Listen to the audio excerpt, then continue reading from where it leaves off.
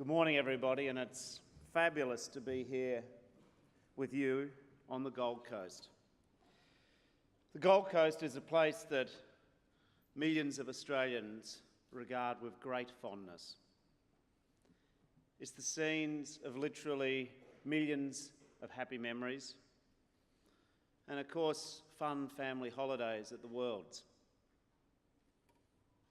But on Tuesday, as we all know, this beautiful part of our country was struck by tragedy. And the sort of tragedy which we can all unfortunately think there, but for the grace of God, could have perhaps been us and our family and people we love. So today, let us spare a thought for those families trying to make some sense of what is simply a nightmare.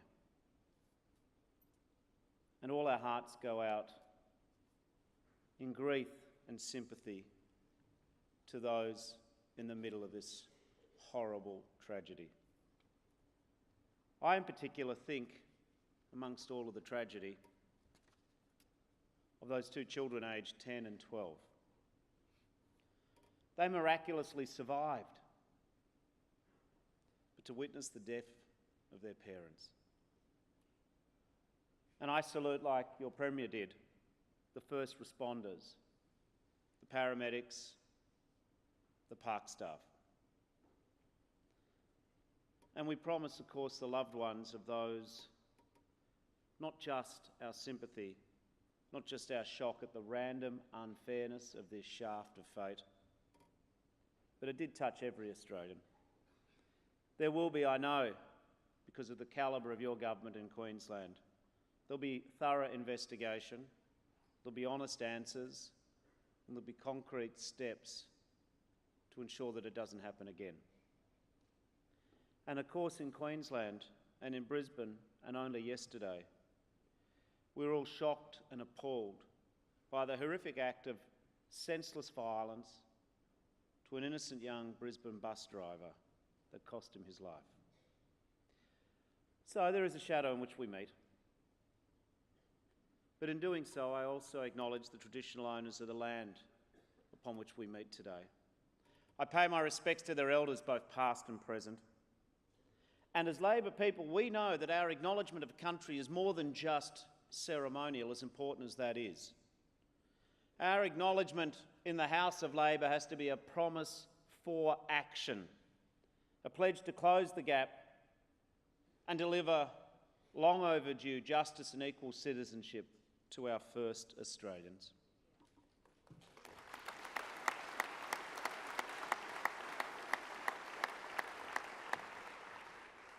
Delegates, friends, true believers, one and all, at this 53rd Queensland Conference, we gather in the proud, continuous Labor tradition.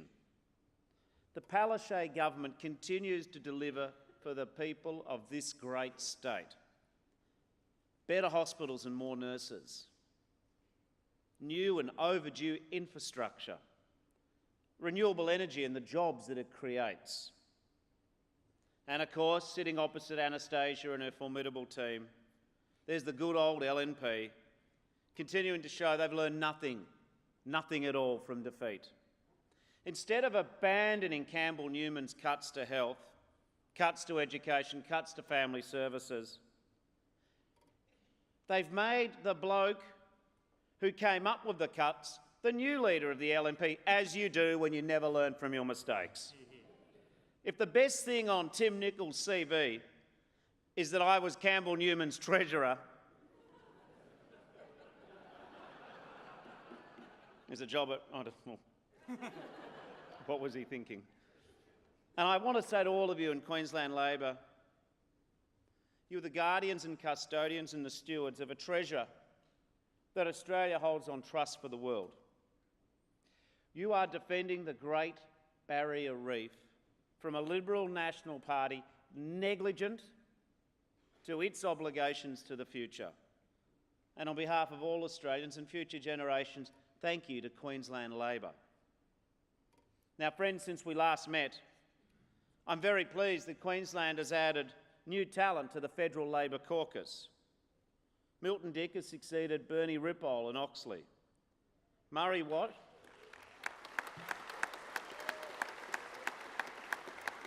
You've added a bit of talent, so you're going to clap after each of them. Murray Watt and Anthony Chisholm have joined our Senate team.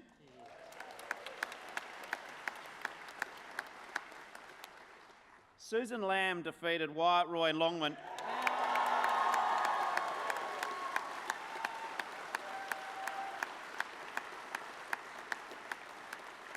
And Wyatt took that so well, as you do. He went on holiday to northern Iraq. I heard that. And in Townsville, Kathy O'Toole gained the seat of Herbert for the first time since 1993.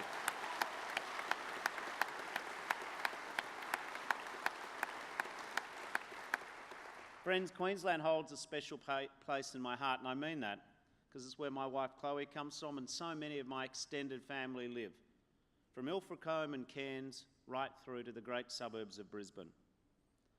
And Queensland is where I chose to start the 2016 election campaign, in Townsville, and school walks and street walks and town halls and shopping centres from Cairns and Townsville, Rocky, Gladstone and Mackay.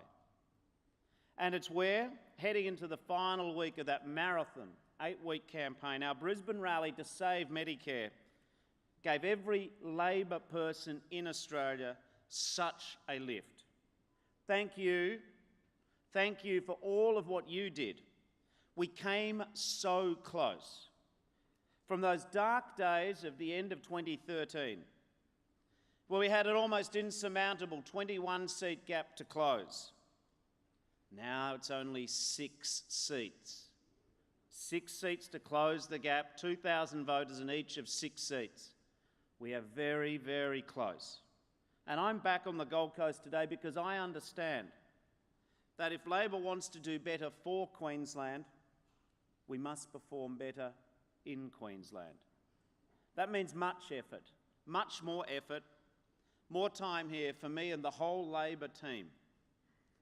We need to do better in the outer suburbs of Brisbane.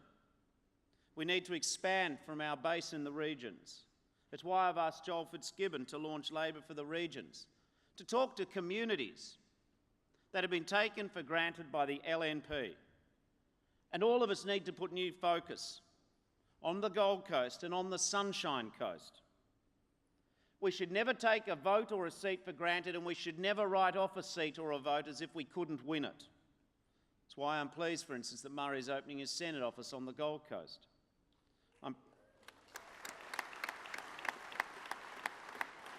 And it's why all of our Senate team will be spending much more time beyond the southeast corner.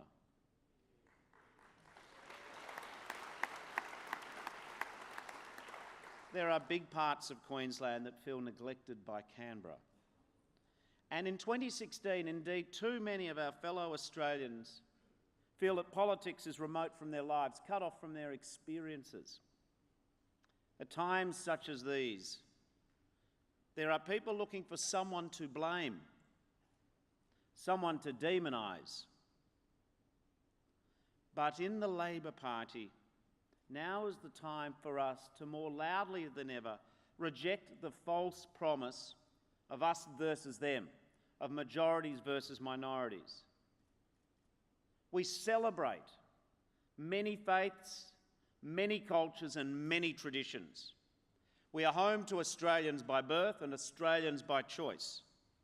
But we are one people, one country, one Australia.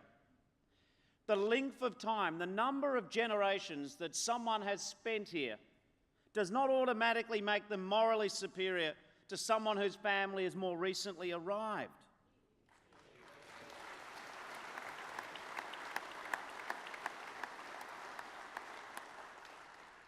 My mum's ancestors came here to this land as convicts 185 years ago. Doesn't make my citizenship any better or any worse than anyone else. And the reason why I assert that with such confidence in this room is because we in the Labor Party believe that no one part of you defines all of your identity. We believe that your postcode is not your destiny. We believe that your skin colour should not decide your future.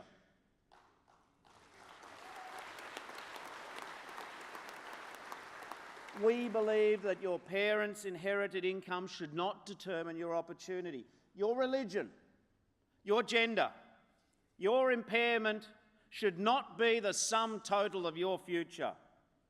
We believe that growing old doesn't mean that you should be forgotten, and that losing your job does not mean that you should be left behind, and that your sexuality should not determine your legal right to get married in this country.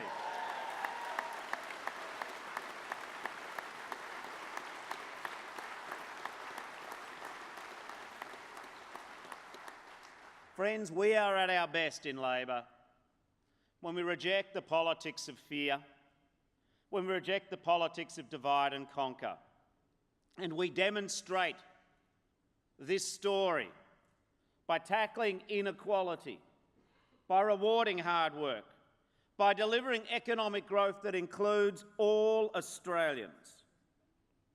And we know what that means in a practical sense, for we are a practical party. Better schools and properly funded TAFE for a smarter and skilled economy.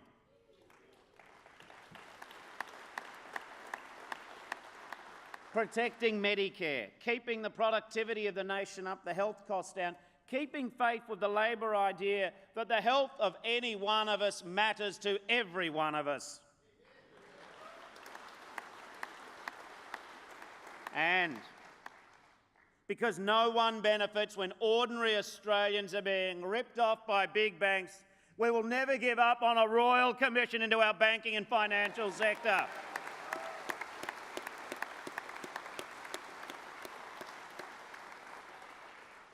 And we do believe in a fair income fibre national broadband network, plugging small businesses in our regions into our regions and markets around the world.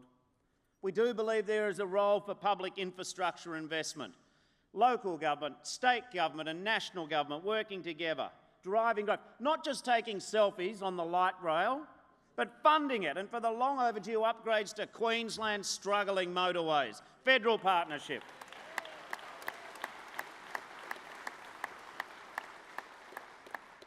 And there are three things the Queenslanders in the suburbs and regions need most: jobs, jobs and jobs.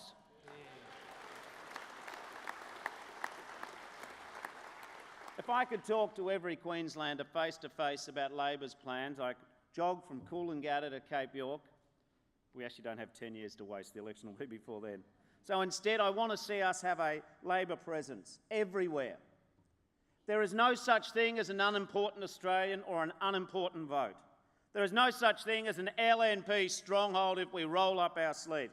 Everywhere from Wide Bay to Bundaberg, from Sunshine Coast to Mackay, on the ground, door to door, and that is where you come in. That is where the mighty Labor movement comes in. In 2016, 5,000 Queensland volunteers made 334,000 telephone calls. You knocked on 100,000 doors. That's a 186% increase from 2013. And of course, these efforts were matched by the mighty trade union movement.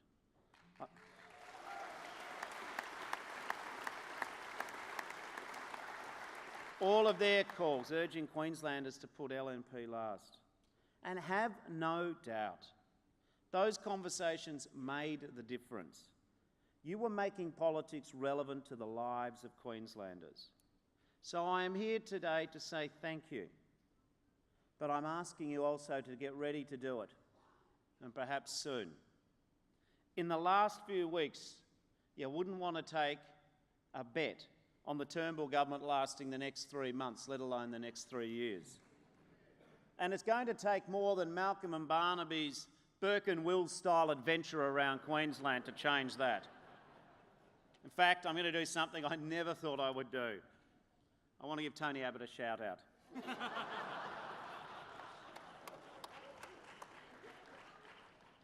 You wonder why and how.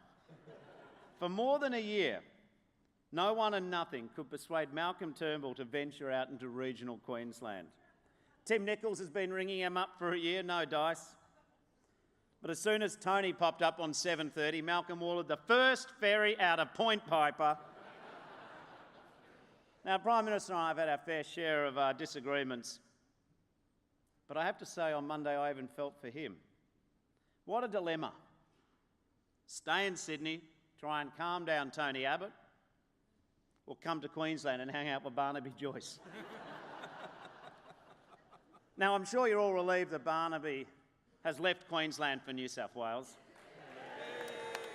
But think about the rest of us. He's the National Party's answer to the cane toad coming south. Now, as laughable as this government is, the consequences of their neglect, their failure, their out-of-touch policies, they're no joke. 112,000 full-time jobs have now been lost since the start of the year. That's 112,000 full-time jobs in 300 days. Now, like all Australians, plenty of Queenslanders are doing it tough. And even for people in work, the cost of living is creeping higher. The household bills keep piling on. Yet real wages are not keeping pace.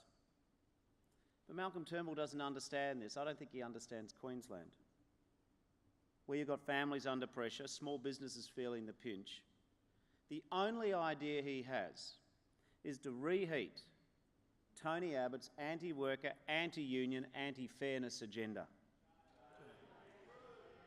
In the past 2 weeks, the Liberal obsession with attacking unions, creating an easy-to-hire, easy-to-fire society has sunk to a new low. They have shown that they were willing to risk more guns on the streets in exchange for one vote in the Senate. Guns for votes, what a disgrace. Rob Borbidge was from this part of Queensland. He stood up for gun control. There were political consequences. This modern LNP, they have no such courage, no such principles. Although Bob Day himself has declared his position untenable, has left a trail of unpaid subcontractors and distressed families without completed homes behind him, the Liberals are willing to keep him in the Senate for just long enough to secure one more vote in their attack on unions. This is a morally weak Prime Minister, a morally bankrupt Prime Minister relying upon an insolvent senator. Now, friends, Labor is the party of jobs. It is why we exist. Jobs with decent pay, with fair conditions, in safe workplaces. So if the Liberal Party want to have a debate about workplace relations, let's talk about the employers who are rorting 457 visas, bringing overseas workers here and risking their lives. If the Liberals want to have a talk about workplace relations, let's get to the bottom of the extraordinary allegations of bribery and corruption in the front line of the work visa system. No one wins when people are brought in from overseas to work in worse conditions for less money. There are the good employers, the good companies who do the right thing. They're put at a competitive disadvantage. And wages across the nation are undercut. Of course, guest workers will always be part of our employment mix. But I tell you who else should be part of our employment mix. I mean, there are 1 million visa holders with work rights approximately in this country. But there's some other people who need to be part of our employment mix too. There are 1 million plus of our fellow Australians who regularly record that they would like more hours of work. There's another 800,000 of our fellow Australians on the disability pension, not given the opportunities to work. There are over 700,000 people monthly recording they can't find 1 hour of paid work a week. There are men and women in our communities over 55 looking for work, experiencing twice the average length of unemployment than younger Australians. And there are tens of thousands of people each month just giving up looking for work altogether. When you have millions of our fellow Australians unemployed, underemployed, discouraged, kept out, locked out of the labour market, we can't just have a work rights visa system business as usual. And this is not a hypothetical. This is not a theory. We've already seen the disgraceful action of labour hire firms and 7-Elevens right across this country. These aren't just a couple of dodgy subcontractors. These are not a couple of small-time operators. There are multinational companies putting people in jobs with no security, no safety net, no regular hours, paying less than half the minimum wage. And friends, this was not an oversight. It's not a slip-up. This is core to the business model. It was a calculated strategy, a deliberate attack on the Australian social contract. And unless the Labor Party speaks up, unless we take action, it will keep happening. This is a principle that runs all the way back to Barcaldine. It's as fundamental as a fair day's wage for a fair day's work. And I promise you, no matter how much Turnbull or Abbott or the rest of that gang attack the representatives of workers, we will not be deterred. We will never give up in standing up for the right of people to get a fair day's wage for a fair day's work and the right to be represented by unions. We will never give up on this.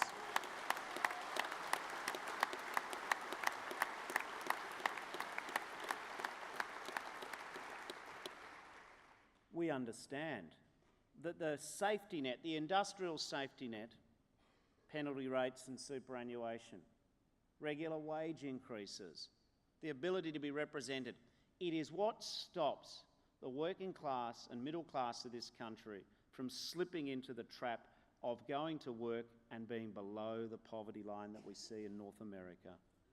But we see other attacks on working conditions. In a state led by a great Labor woman, it is worth celebrating that federal Labor now has more women members and senators than at any time in our history, and that's due to all of you.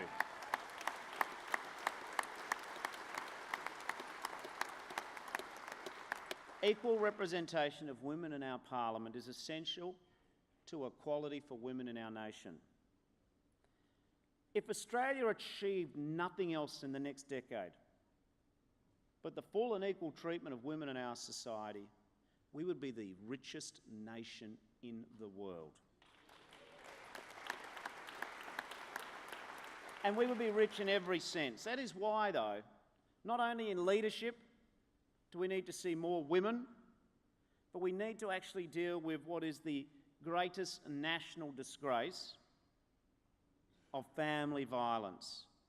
Every Australian woman has the right to be safe at home, full stop. And until we have that day, we must properly fund our community legal centres. The Liberals have cut it. I appreciate they talk about family violence, but you've got to walk the walk, and if women can't get represented in the legal system, then that is injury upon injury, and it's not good enough. And when women are driven from their own accommodation by violence and unable to find secure accommodation, then the least we can do is make sure that these victims, so they don't have to give up their job in the search to find accommodation and schooling for their kids. That is why it is appropriate to have a minimum standard in our industrial conditions, to have some leave to deal with the scourge of family violence.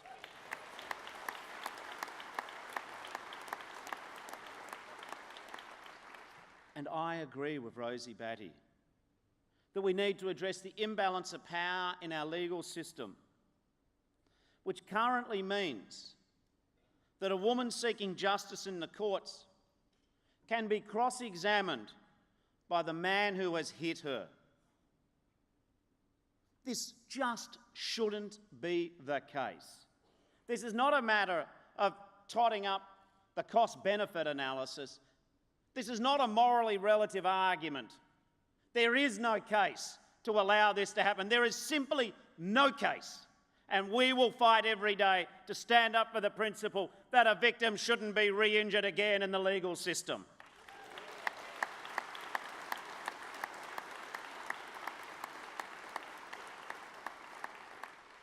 And equality for women isn't just in terms of leadership or dealing with the scourge of family violence. It also means equal treatment at work. Why is it that our baby daughters, my little girls, because of the gender pay gap, effectively will spend the first 2 months of every year of their life when they work, working for free? That is the consequence of the gender pay gap. And we need to therefore stand up for the advances we've made. And I talk about paid parental leave. Since 2011, Labor's national minimum standard has helped 700,000 Australian families spend a little bit more time with their newborn. It's a foundation for workplaces to build on. But we also want employers to compete as to who can offer the best deal for their workers. And women who have negotiated in good faith, foregone pay rises in their industrial conditions in return for enhanced paid parental leave conditions, they shouldn't be double punished by a government who says you've gone without the pay rise and now you'll go without the minimum government standard. They talk about double dippers. This is the government double dipping on working women in this country, and it's not good enough.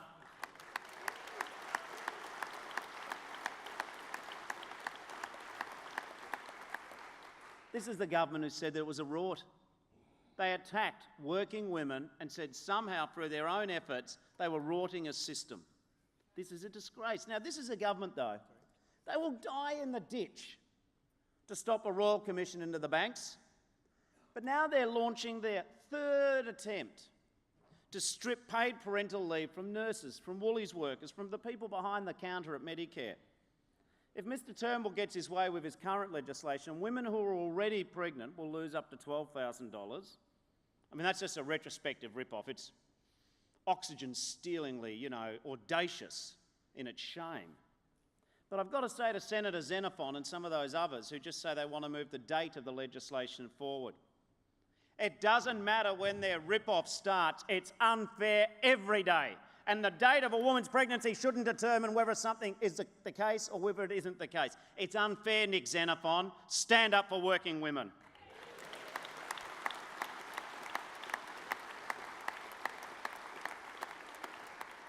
But perhaps it's all we can expect from a Liberal National Coalition where they have more men aged over 50 in the House of Representatives than they have women in the entire Parliament.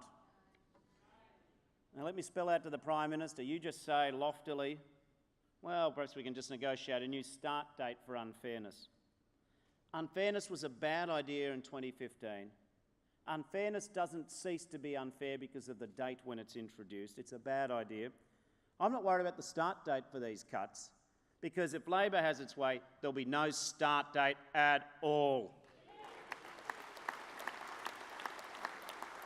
Now, delegates, last week in Sydney, Malcolm Turnbull told the Liberal Party, not so faithful, but their sole purpose of existence was winning. That's it, winning. They just want to occupy the chair. But that's not our Labor way. We don't seek the trappings of office or the rewards of status. We pursue government for the good we can do. For us, it's not about a plaque on the wall or a statue in the park. It's never been about the knighthoods or the London postings. We measure ourselves by a higher standard. For us, success is a young apprentice in Townsville getting a start. For us, success is an Aboriginal ranger in Georgetown setting example for his community and caring for our environment. For us, it is when a child raised in poverty in Cairns becomes the first in her family to enrol at James Cook University. For us, success is the elderly parents in their 80s of an adult son with a profound disability in Redcliffe, knowing that there will be someone to care and love for their child after they are gone. For us, success is a small business on the south side of Brisbane, growing and succeeding thanks to a proper NBN. These are our definitions of success. It is who Labor is. It is who we are.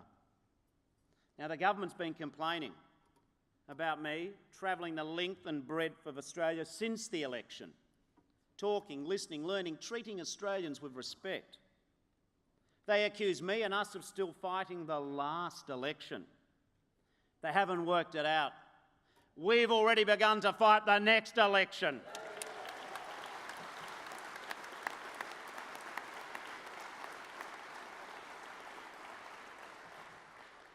And what they also don't realise is what ordinary people say to me. The baggage handlers at airports, the mums at the school pickup, the factory workers, the renewable energy workers, the pensioners at their centres, the businessmen, the people in the country towns and the cities. And so many of them have come up to me in the last 3.5 months, and they just shake hands or they quietly say 2 words: next time. And friends, next time it will be. We will deliver a great set of economic and social policies for this nation at the next election. We will stand united. We will stand up for a united Australia, one that doesn't pit majorities against minorities, one which believes that fairness is fundamental to our future and sustainable growth.